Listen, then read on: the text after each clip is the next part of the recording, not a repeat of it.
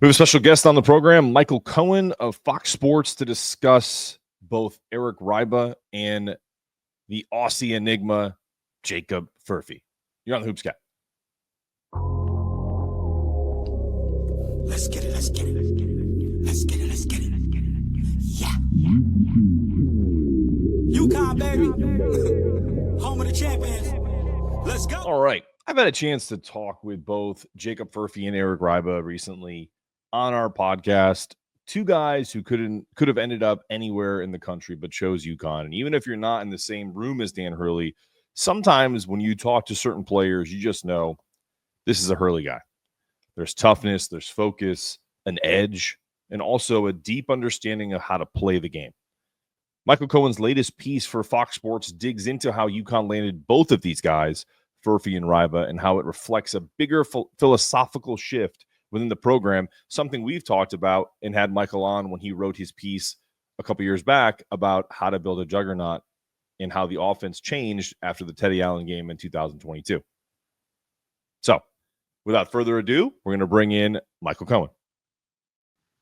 All right, here he is. Michael Cohen just wrote a great article for Fox Sports. All right, Michael, as I told you pre-show, we've had Jacob on, we've had Eric on, and I think before the FIBA games, most of the fan base was more excited about Eric because of his size.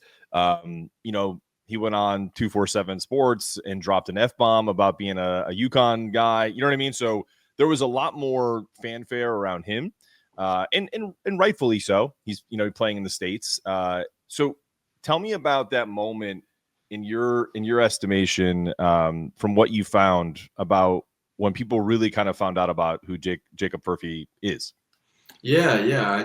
I kind of remember waking up on a Saturday morning, and because of the time difference, basically by the time I had, gotten dressed and gotten breakfast and all that, like the game was already starting. And I just remember opening my phone and scrolling through Twitter, and everyone was like, "Oh, Jacob Furphy, Jacob Furphy, Jacob." And I was like, "This is really like why? What is happening?" Because I didn't watch the game. And then I, realized that not only had he, exploded for 24 points in his first game in that FIBA U19 tournament, but he did it against the United States team, which is, of course, why there were so many eyeballs on it from media members here in the United States, because you had all your national NBA guys, your recruiting guys, your college basketball guys that wanted to see, the Michael Browns. They wanted to see the AJ DeBances. They wanted to see these guys play. And then here's Jacob Furphy hanging in there, basket for basket with them. Ultimately, his team lost by 10 or 15 points, so it's not like he kept a minute or won the game, but he was certainly playing at a level that was, pretty close to being on par with some of those guys. And I think that opened a lot of people's eyes to sort of what he may become down the road for UConn, because if you look strictly based on recruiting rankings, I think he finished at like 131 or 132 overall in the class, and honestly, like it was probably lower than that until he committed to UConn, and then he got the little boost that a lot of players get when they commit to a school if they were an unknown kind of guy.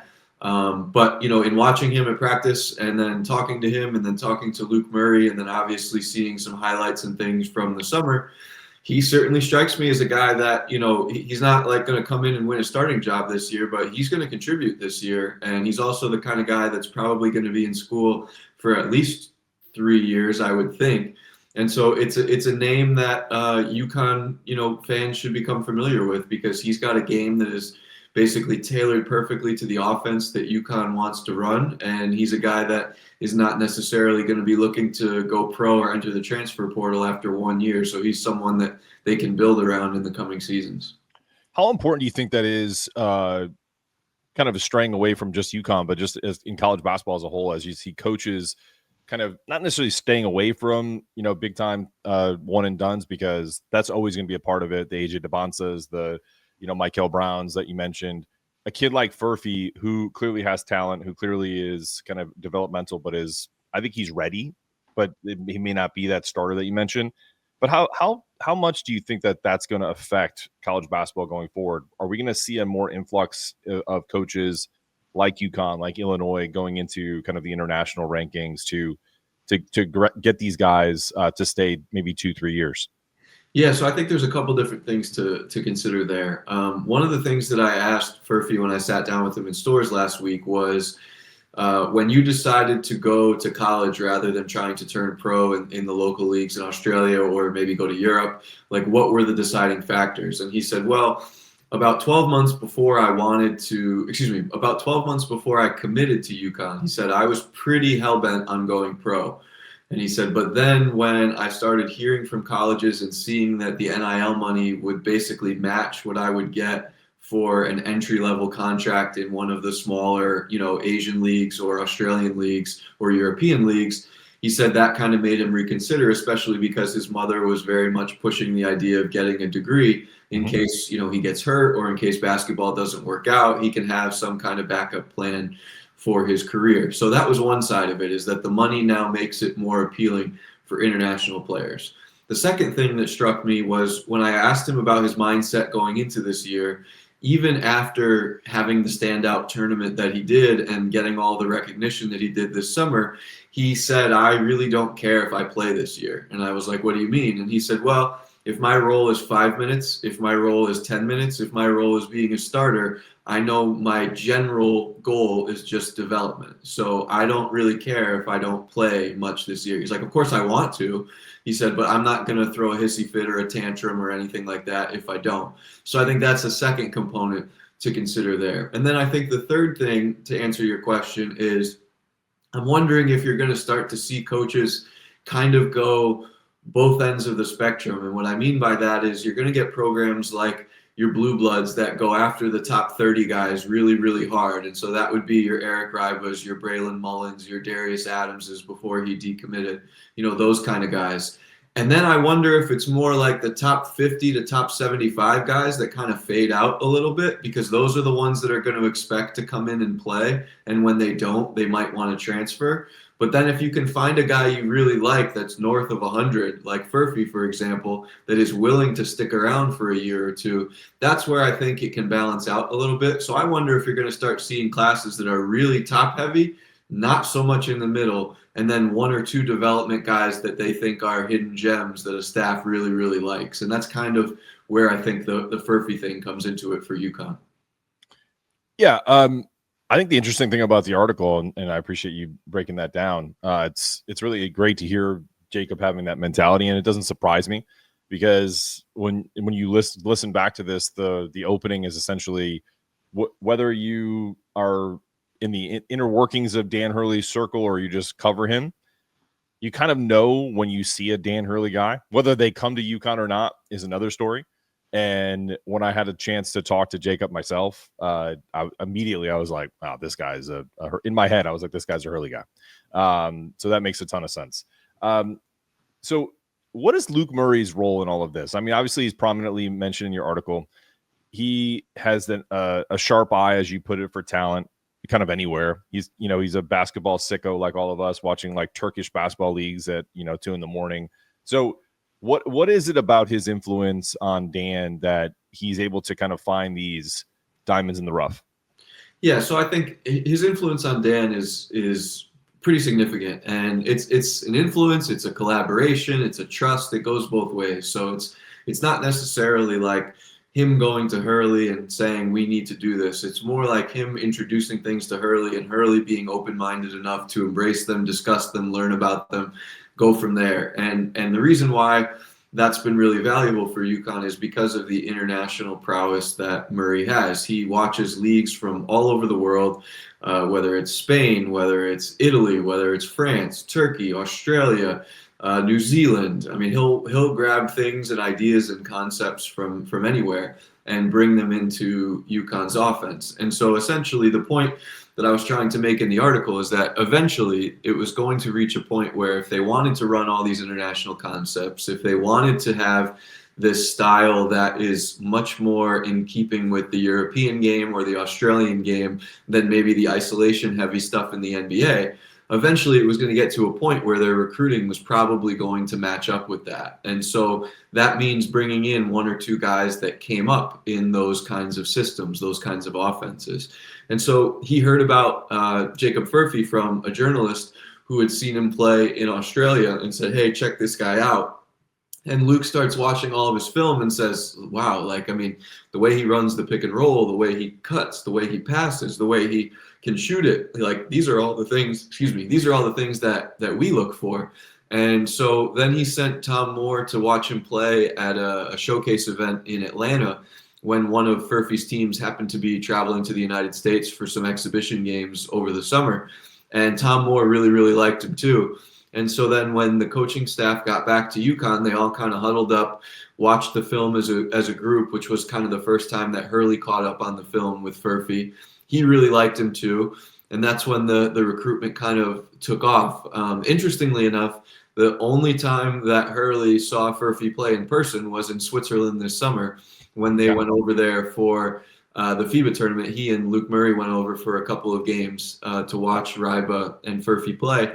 And that was the first time he saw him in person, and nothing that he saw there was any different than what he expected and what he had seen on film. And then the Reibe connection with Murray is just that Murray was in charge of that recruitment. I don't know specifically how much that had to do with the international stuff, or if it's just because Luke Murray works with the big men in practice and Reibe is a big man. So it's more the Furphy connection, I think, that was the international piece there. But there's no doubt that when it comes to Murray's understanding of concepts and how to implement people into the system, Hurley has a tremendous amount of trust in the eye that Murray has for those two things. During the recruitment process, anytime Luke and Eric are mentioning the same thing, I have to mention this really quick story. So I had a fan of the show message me and say, I was on a plane and Luke Murray came on the plane and he was on his phone FaceTime and he saw I was wearing a UConn jersey or something, UConn paraphernalia. And he looked at me, pointed, and turned the phone around, and it was Eric Reibe. And so when he sat down and before the plane started, that guy started a U, C, and chant. And I guess it was a plane full of mostly UConn fans, so people got into it. So as you mentioned in your article, it is a year-round thing for us UConn people. And that's no different when you're going after recruits. So God bless Luke Murray for all he's doing around the world and even in the States. So you mentioned this in the article about, I think it had something to do with, that Jacob plays kind of in pick and roll a lot, and that, that's not maybe something that UConn does a ton of, but I think we're going to see kind of a last year versus this year, a big difference in kind of not just the complexity of the offense, that's not changing, but the fluidity of which they allow people to kind of expand their game. We're not getting into the weeds about all of the new guys they have coming in, but with all the versatility they have and the new folks, I think they're going to let them kind of play to their strengths more. Is that something that you talked to Luke about as well? Yeah, I think so. And, you were at some of those same press conferences that I was at last year when Dan would talk about needing the team to find ways to score outside of their half-court pre-called sets from the sideline, And I remember talking to some of the coaches over the summer, and they said, look, when we went back and reviewed last season, we were as good as anybody in the country at scoring unscripted half-court sets. And we were as bad as anybody in the country at improvised stuff when it wasn't called from the sideline. And so a lot of the things that they've worked on this summer as a team are kind of trying to spark those improvisational ideas among the players, whether it's, getting better at one-on-one, whether it's two-on-one, whether it's just things that are outside of the framework of their called sets. And so how that ties in with Furphy is, I kind of asked him, I said, did you play point guard for your, Australian team? Because if you just look at the highlights on Twitter, which is what I did. I did not watch the games this summer. He looks very much like a guy who has the ball in his hands at all times, coming off screens, making reads, passing. And he said, it's not technically the point guard position, he said, but essentially everything ran through me. So you could kind of call it the point guard, but I wasn't really like the one bringing the ball up the floor.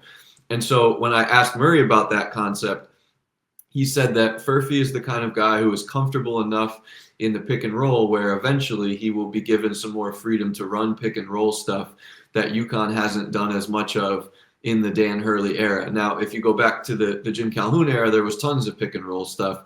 And so maybe we start to see some of those things a little bit more. But it's just an example, I think, of them trying to tailor things to a player's strengths. And if they have a player who can read and react on the fly and doesn't necessarily need a set called for them, then that's something that I think UConn believes will benefit the offense, so that it's not so reliant on scripting things and Hurley calling plays from the sideline like an offensive coordinator in football. I'm going to bring into something kind of like the intangible aspect of all of this. You wrote in the article about how, Jacob was, being the first in and out of every huddle, always running, always communicating. How much does Hurley and the staff, Luke, Kamani, everybody, Tom Moore, value those habits, those traits, not just on-court performance? Well, I think it goes back to kind of what you said maybe 5 minutes or so ago when you mentioned that very quickly into your conversation that you had with Furphy, you realized that he's a Hurley guy. And so I think when Hurley was over there in Switzerland this summer with Luke watching the Australian team play, and you see Furphy sprinting in and out of the huddle, and you see Furphy constantly communicating with his teammates or constantly having conversations back and forth to the sideline with the coaches. As Furphy told me, he enjoyed talking shit with players on the other teams. These are all things that Hurley will embrace and really likes. And so I think the intangibles are very important to Hurley, because there's only a certain type of player that can handle the types of practices that UConn will have and the kind of verbal feedback that you will get and the intensity that's expected of you. And so if you can notice some of those things in the recruiting process that will probably lend themselves well to that environment in stores, I think that's probably what they want to see, because one of the things you don't know about recruits, whether it's an international kid or an American high school kid, is necessarily how they will react when they're in your system every single day. You can't really project that until they're there. And some guys get to stores and they handle the feedback really well, and some guys get to stores and it's a little bit too much for them. They don't like the style. And so I think they're pretty confident that it fits well with Furphy. And, Furphy said so far in his summer workouts, it's been exactly what he thought it was going to be. I think the intangibles that they saw with him were certainly part of UConn's evaluation of thinking that this is a guy that could fit and handle what they wanted on a daily basis in stores. Okay. You're famous for writing a article about, I think I titled it, and it's not the right title, like how to build a juggernaut, how to build an offensive juggernaut. And it's a great piece of the kind of the transformation, if you will, of this team post 2022. And the ROI on it's pretty good. 2 of the last 3 national championships, top 10 recruiting class this year. Most people have them in the top 5 in their preseason polls to start the year. They're either 1A or 1B in the Big East, coming in with St. John's, so it's going to be a battle this year. Do you have the kind of context of, what it takes for a kind of defense-hardened coach like Dan Hurley and even Kamani to a certain extent to allow this type of transformation where now it's the complexity of offense? Don't get me wrong. Everything you just mentioned about, he's still, you listen to those, what are those, my buddy Dan Meehan used to have these drops where he would go, the Isaiah Whaley, the wrench, he ran everywhere. So it's still built around toughness. Yeah. However, toughness plus all of the things that they're doing from an offensive perspective. Can you just speak to that transformation from 2022 to today? Yeah, so I've been listening to a lot of podcasts lately, and it's funny you bring that up, because one of the podcasts I was listening to yesterday was about one of the greatest coaches in soccer, in current world soccer, and they were talking about the idea of coaches who specialize in one particular thing and how their time at the top, if they are unable to adapt, may be brighter and they may have incredible success while the rest of the sport tries to catch up to what they're doing. But then once people start to figure them out, they fade a little bit because they can't adapt as well. And then you look at a Hurley situation, and I think he was a coach who got to the top of what he wanted to do with his toughness, with his defense. That got him to UConn. And then he realized that if he wanted to take UConn to the level that UConn was at previously, he needed to adapt, and he couldn't just stick with what he had done before because people were catching up to that. People with better offensive ideas around the country were finding ways to beat UConn when UConn was basically relying on defense and toughness every single night and not a lot of offense. And so the Hurley's willingness to adapt, I think, is what he doesn't get enough credit for, because I think it's easy to look at Hurley and think the way he stamps around on the sideline, the way he kind of carries himself with some ego, like this guy could be really stubborn, this guy could be really rigid, this guy could be my way or the highway. But in reality, the way that they have adapted offensively, like there's not a lot of coaches in the country that would have the willingness to swallow what got them this far and say, I need to be different from this or augment what I've done, because what I've done is good, but it's not good enough. And so being willing to take what he's done and change it and be open to it and completely change the philosophy of the types of players they were recruiting, the style of practices that they have, the structure of practices that they have, I think it's really, really impressive. And if UConn continues to be at the top of the sport in the next handful of years, and they continue to lead the country in offensive efficiency or be up there in offensive efficiency, I think it will be remembered as an example of one of the better transformations in recent college basketball history, because there just are so many guys in any sport, it's not just basketball, that get to such a level and they believe in what they've done so much that there's a stubbornness that doesn't allow them to change. And there are ways where Dan Hurley is extremely stubborn, but advocating for and understanding that he needed offense is not one of them. And so it's really been a huge thing for UConn. I mean, I don't mean to, say this in a way that's demeaning, but like, think about the offense now and then think about what UConn fans watched during the Kevin Ollie era. I mean, it just doesn't even, I'm not even talking about just from scoring points. Like, it just doesn't even look the same. Like, It doesn't look like the same brand of basketball. And that's kind of why I think it's so impressive what they've done. Michael, I'm not saying this to be demeaning, because I love Kevin Ollie as a player. He brought a national championship to UConn, and he's a good dude. You're right, 1,000%. If I could go back to text, not even tweets, I don't think I was active on Twitter at that point. If I go back to text messages that I had with friends, it was ugly.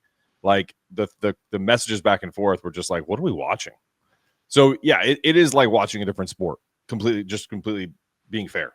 Okay, I have a kind of a outlier random question. Luke Murray is what he is for UConn. He's an incredible coach. He's an incredible evaluator, offensive mind, motivator. Do you think that he is? Because I've always said that, like, from articles like yours and kind of talking to different people, he's almost more suited for eventually being like a top NBA evaluator for, name your NBA team there. Do you think that is kind of in his future, hopefully way in the future? He stays with UConn a lot longer. What do you think Luke Murray's kind of next role would be? Or do you think he stays in coaching as more of a head coach? What would your opinion be on that? I get the sense he wants to try and be a head coach.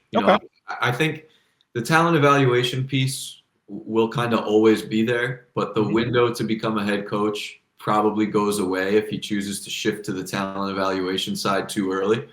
So I would get the sense that he would want to try being a head coach before he goes into any kind of a front office role. And honestly, I don't even know if a front office role would interest him. I know he loves being at practice so much and being in the gym and putting players through workouts, that there is just a part of the basketball side that will probably always, be an itch that he can't scratch. Obviously he's been rumored and interviewed for jobs and stuff over the last couple of years. Either the opportunities haven't gone his way or he's chosen to turn them down, whatever the details are there. I think he would want to run his own program and is maybe just waiting for the right opportunity to do that. But it wouldn't surprise me in some capacity if he ends up in the NBA someday. And that's not coming from anything that I've heard from Luke or Dan, just an understanding of kind of how he likes to scour for talent and the amount of time that you get to work with players in the NBA and the 24/7 nature of it. I could see him wanting to be there eventually. That's just my own opinion, nothing from Luke himself. But for right now, I think his focus is certainly at UConn. And then if there was another opportunity, I feel like he wants to take a stab at being a head coach. Last couple of questions here, and I know you got to run. The idea of, I mentioned this in a pod probably last week or 2 weeks ago, that it seems like there's an inordinate amount of lefties on this team. In particular, we got Jacob and Eric. I don't know about you, but anytime I played any other sport, it always took like a second, even if you scouted the other person in an individual sport or a team sport, that they are lefty. Do you think that there's kind of like a weird thing? Like I remember, like there's been some teams that have had like 3 or 4 lefties on the team, but just with like a Furphy and a Reibe, I think it gives them like a monicum of an advantage to start when you jump on the floor. Do you what do you think about the idea of these crazy lefties? Is that just a coincidence, or is that something that they're looking for? I think it's a little bit of a coincidence, but there's definitely something to the idea of when you're defending somebody and it's in the moment and you're going on instincts. Like naturally, you've had more experience guarding righties than lefties over the course of your basketball career, and so whether it's a half second, whether it's not expecting them to throw up a hook shot, whether it's the way they finish around the rim, not thinking they can do that with a certain hand because you're just so used to righties. I think that does factor in a little bit. Now, obviously when you get a few games into it and the scouting reports are there, it probably doesn't help a whole lot. But even things like closeouts and finding ways to get around screens and stuff, it's just something different for opponents to think about. So while I don't necessarily believe it was intentional, that doesn't mean there can't be small little nuggets of a benefit for UConn there. So yeah, you could be onto something. Let's hope. Last question, and this is just kind of, you could editorialize this. You've been around this team a little bit, doing the article and talking to kids. And what's the vibes around this team? It seems like they're pretty high.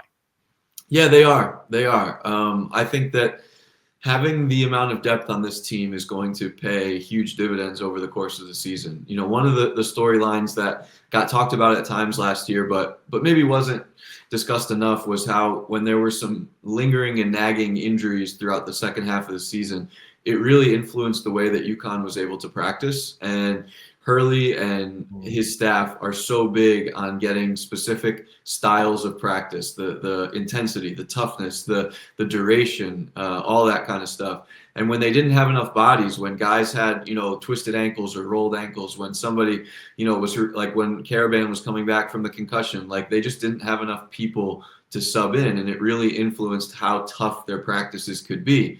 And so this year, having the extra guys, the end of the bench guys that may come in and play a few minutes, but are more, their presence is going to be felt more during practice. Like now it's a situation where you can give Solo Ball a rest. You can give Alex Caravan a Thursday off, and you can still have ridiculously competitive 5-on-5 practices. So I think that is going to translate really well during the season. And right now, just seeing the number of guys that are capable of contributing is kind of boosting everybody's mood, because they know that, 1 through 14, 1 through 15, whatever the roster ends up being, they've got guys who can at least come in and bust your chops in practice. And that's really the environment that Hurley wanted to create. So I agree that the vibes were really strong over the summer when I was up there for 2 practices. And I think they're going into the season fully believing that this team is capable of getting back to the Final Four and contending for a national championship. That's great stuff. Michael, I know you got to run. Tell people where they can find your stuff, and then I'll let you get on with your day. Yeah, any of my written work is at foxsports.com, and you can follow me on Twitter at Michael_Cohen13. All right, that's Michael Cohen. All right, everybody, that was Michael Cohen. Fox Sports does a phenomenal job, gives a good pulse of what is going on a daily basis up there at UConn. And I love Michael because he drops in at times when he hears interesting things, and we get to see like a really full-length article about a guy like Furphy, a guy like Eric, and kind of speak to the heart of what this team is trying to put together, not just every year, but kind of as an entire program, year after year after year, right? Something that sustains and something that lasts. But I had a couple of clips I wanted to show before we get out of here and let you go on with your day, because something that gets lost in all of this, like offensive complexity, is that at its heart, UConn is about toughness. So whether you can run an offense or not is great, but if you're soft and if you don't mesh, it won't work out. And unfortunately, whether it was physically soft or mentally soft, last year's team, some players fit that bill, and that's not a knock on anybody in particular, because I don't really have anybody that I was particularly pissed off about. last year. I just think that it just didn't work. You had too many guys that probably thought they should have been here when they should have been here when they were probably here, right? And I just want to play these and kind of key them up. I mean, this if this isn't Dan Hurley, essentially being who he is, and I know everyone's seen these before, but this is just a reminder. You gotta care about UConn. That's the first one. You got to care about UConn. UConn's got to come first. Stores has to come first. Then there's this famous clip that everyone knows. Championship program was built with men that ran everywhere, right? Adama Sanogo ran everywhere. Do you remember when Michael Cohen earlier in the pod was talking about how they watched Jacob Furphy run in and out of every huddle first and last? You don't think that made an impression? On top of the fact that he's scoring 24 points against the USA under-19 team that had 4 or 5 lottery picks on it. So intangibles matter. Patterns of intangibles matter. And I think last year's recruiting class, last year's maybe transfer portal class, kind of lost some of that, and so they are redirecting that in a very big way. Let's just finish the rest of that clip because it's awesome. John Hawkins, he ran everywhere. Andre ran everywhere. Isaiah Whaley, the wrench. Look at that face. Whenever he talks about Isaiah Whaley, the wrench, and he clenches his fist and he gets that scowl. I don't know, man. It gets me fired up. And then to the two men that we have this year that were kind of the focus of this topic. And I know we kind of leaned in on more Furphy talk than Reibe, but one of the questions I asked Eric about was, how do you handle adversity? And this was the answer he gave me. Or the year before, where I broke 2 fingers. I broke my finger right here and my thumb right here. So I was out for like 5 weeks. And that was during times where I had to play, which was frustrating. But I just think about already from where I came from and what people invested into me, and that just motivates me. And then you can always work on stuff even when you're injured. Let's say my shooting hand is injured, which how it was with my ligaments and my broken bone. I see as an opportunity to work on my right hand and on work on my weekend and get better at that, or just focus straight on slides and getting my legs strong. So I just see opportunity in everything, or at least I try to. It might be hard for a little bit, but I'm gonna find something I can work on. The amount of awareness for a kid that's not even 20 years old to essentially say, when you're injured, you can always keep working on things. I mean, a lot of people get depressed. They kind of go in the shell. These are the types of players, on top of the talent, on top of the fact that he was a McDonald's All-American and that he's 7 foot and that can handle the rock and step back and shoot threes and also post up. The mentality. Can you handle a Dan Hurley practice? Can you handle a year with Dan Hurley, if not more? I know he can. And last but not least, I asked Jacob, how would you describe your game? And I think I made a comparison to Joe Ingles, his countryman, because they're similar stature, frame, 6'6", 6'7".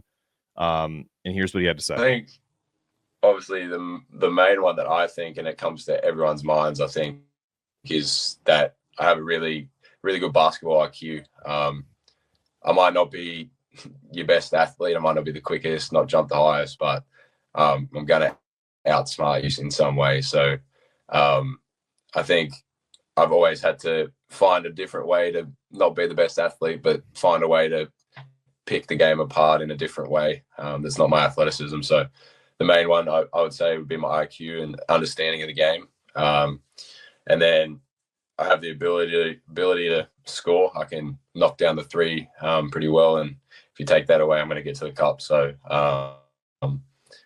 yeah, I think that would be the main. Look, he's yet to do it in the States, but on a global stage, this kid showed out.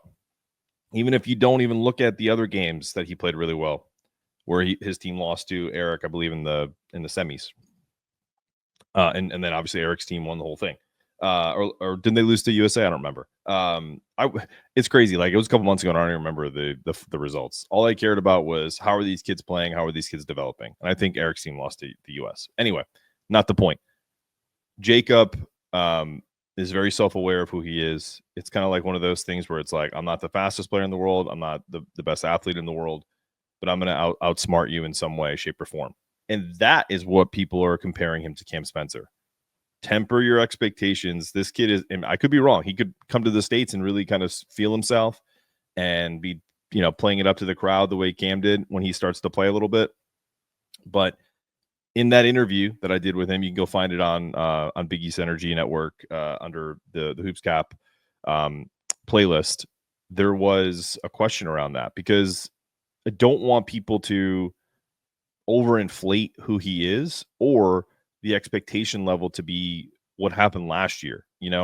Ada Mahaney came in and, Dan and others were talking to him about how can he be a combo of Cam and Tristan. That was always a tough comparison. And Cam Spencer is unique. He is his own animal. So is Jacob Furphy. Really good kid. Really enjoyed speaking with him. It was just his birthday, so happy birthday to him and Terrace Reed. Yeah, guys, I just want us to really kind of focus on he is the type of player, and if you just listen to Michael Cohen, that because of NIL, because of the ability to kind of be around Hurley and the style of play, he may be around for 2 or 3 years. So even if he has a good year this year and, people are, you can go in the NBA, you can do this. I think the dude is sticking for a while. And I think that's the key to all this is these are, you may get Braylon for 1 year, maybe hell, even Eric has a monster year and he goes pro because he's 7 foot and he can shoot the three. That's what does the NBA want? His exact profile. Jacob's sticking around. And so it goes to the mentality and how they recruit these players. And I think last year's mistakes have been corrected. And I couldn't tell you how excited I am about the future. So really appreciate you guys. If you want to find us on our website, bigenergymediapods.com, you'll find all of the podcasts that are under our umbrella. If you're looking for specific to UConn, the Hoops Cap, you can find it on Apple, Spotify, everything, Amazon, Podbean, whatever you listen to. Definitely check it out. Look, this has been another episode of the Hoops Cap. We're building, we're grinding, we're kind of treading water until the basketball season. We did start a new YouTube channel called Big Football Energy. So if you stuck around to the end of this, I don't even think I have any subscribers because we haven't done much with it. So if you want to be the first to subscribe to Big Football Energy, we are going to have a UConn pod on that, a UConn football pod, of which I'm actually going on a show to talk about here in about 30 minutes. And it'll be not hosted by me. So if you don't like me talking football, which I like football, but it's not my passion, I have someone in store for you guys that I think you're really gonna enjoy. So go check that out, Big Football Energy, on YouTube and other places. We'll get to that. But again, this has been another episode of the Hoops Cap Pod. We're out. Peace. Let's get it, let's get it, let's get it, let's get it, let's get it, let's get it. Yeah. UConn, baby. Home of the champions. Let's go.